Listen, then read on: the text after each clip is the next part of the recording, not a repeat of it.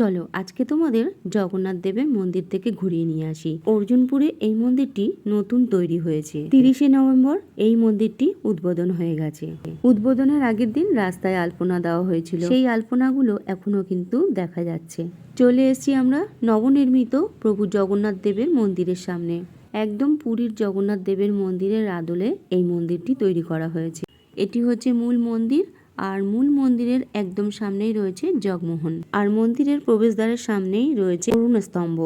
মন্দিরের ওপরটা ভীষণ সুন্দর বানিয়েছে। পুরীর জগন্নাথ মন্দিরের ওপরে যেরকম স্তম্ভ, নীলাচক্র, ধ্বজা থাকে, এই মন্দিরেও ঠিক তেমনটাই করা হয়েছে। নীলাচক্র জগমোহন স্তম্ভের ওপরেও দেখা যাচ্ছে। মন্দিরের প্রবেশদ্বারের দুপাশে রয়েছে জয় এবং বিজয়। মন্দিরের সামনেই একটি ভোগঘর বানানো হয়েছে, আর এই ভোগঘরে শ্রী চৈতন্য মহাপ্রভুর নগর কীর্তনের কিছু চিত্র ফুটিয়ে তোলা হয়েছে। সামনে থেকে সেটা দেখতে অপূর্ব সুন্দর লাগছে।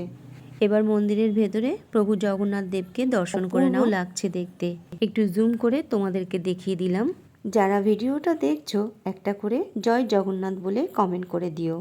যবে থেকে উদ্বোধন হয়েছে তবে থেকেই ভাবছি কবে আসবো দেখব। আজ মন্দিরে এসে দেখতে পেয়ে ভীষণ ভালো লাগছে।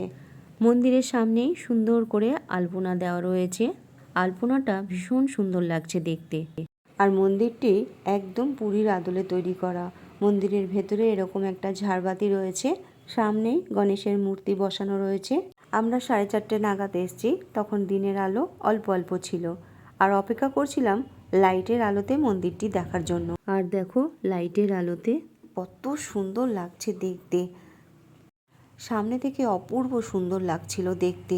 মন্দিরের গায়ে অনেক দেবদেবীর মূর্তিও বসানো আছে। মন্দিরের একদম সামনে বোর্ডে লেখা আছে মন্দির খোলার, বন্ধ হওয়ার, আরতি করার টাইম, সমস্ত কিছু সময়সীমা লেখা রয়েছে। প্রতিদিন মন্দির খোলার সময় সকাল 7টা, আর মন্দির বন্ধ হয়ে যায় 12টার সময়। বিকেলবেলায় মন্দির খোলে 4:30টার সময়, আবার মন্দির বন্ধ হয়ে যায় রাত 9টার সময়। মন্দিরটা ভালো করে তোমাদেরকে ঘুরিয়ে ঘুরিয়ে দেখিয়ে দিচ্ছি। দেখো কত সুন্দর অপূর্ব লাগছে দেখতে। আর মন্দিরের গায়ে অনেক দেবদেবীর মূর্তি রয়েছে।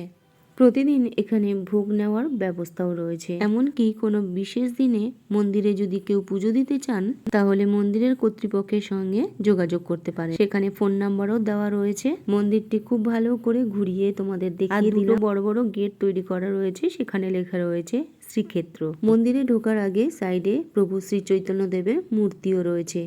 এটি অর্জুনপুরে খেলার মাঠের সামনেই রয়েছে মন্দিরটি। মন্দিরটি দেখার জন্য কিভাবে আসবে? দমদম জংশন থেকে অটো বা বাসে নাগেরবাজার কাজীপাড়ায় এসে নামতে হবে। সেখান থেকে অটো বা রিক্সাতে বলতে হবে গোরক্ষবাসীতে প্রভু জগন্নাথ দেবের নতুন মন্দিরে যাব। ভিডিওটা ভালো লাগলে একটা লাইক করে ভিডিওটা শেয়ার করে দিও।